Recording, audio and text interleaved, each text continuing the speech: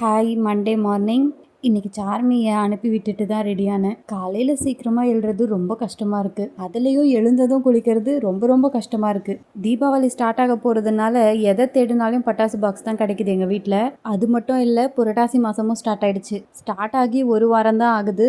அதுக்குள்ளே பிரியாணி சாப்பிடணுன்னு ஆசை வந்துருச்சு.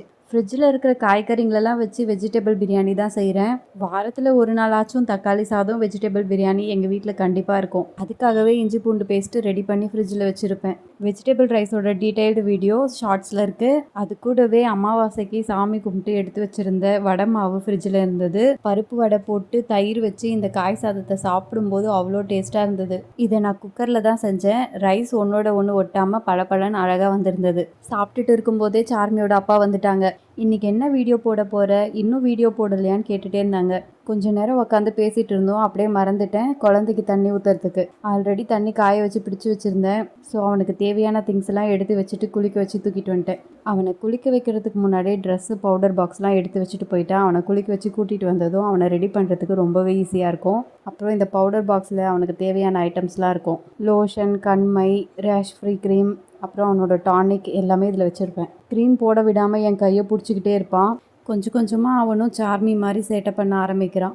ட்ரெஸ் போட்டு ரெடி பண்ணி தூங்க வச்சுட்டேன்.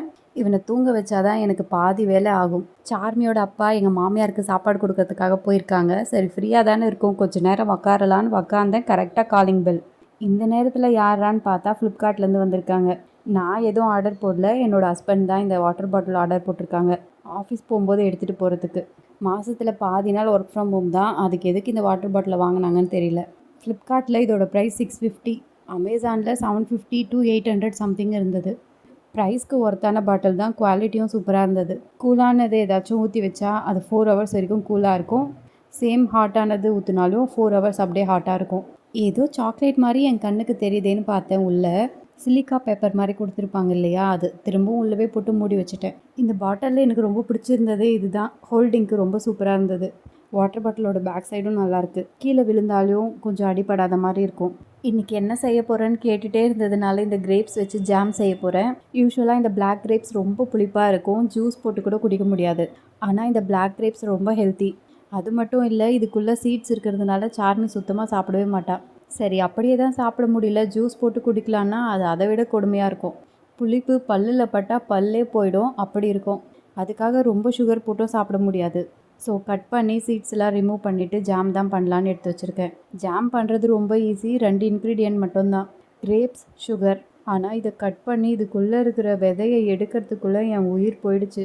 அதுவும் ஒரு பழத்தில் 2 விதை 3 விதை இருக்குது. ஒரு வழியாக எல்லாத்தையும் கட் பண்ணி உரிச்சிட்டு மிக்சியில் போட்டு சூப்பராக ரெடி பண்ணிட்டேன். இதில் ரொம்ப அழகாக இருந்ததே இதோட கலர் தான். கிரேப்ஸாக பார்க்குறத விட இது காய்ச்சும் போது அதோட கலர் சூப்பராக இருந்தது. இந்த ஜாம் எப்படி வந்தது, சூப்பராக இல்லை சொதப்பலான்னு அடுத்த வீடியோவில் பார்க்கலாம். டாட்டா.